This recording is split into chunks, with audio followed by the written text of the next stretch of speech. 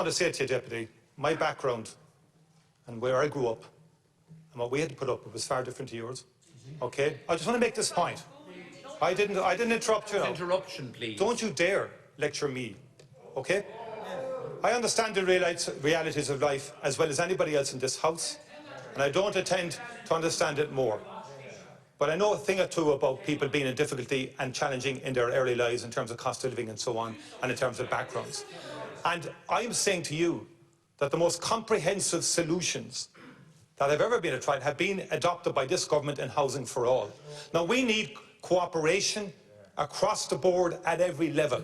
And if politicians really believe it is the crisis, then they should behave accordingly. And stop objecting in a serial manner, to housing project after housing project because it doesn't fit some ideological framework.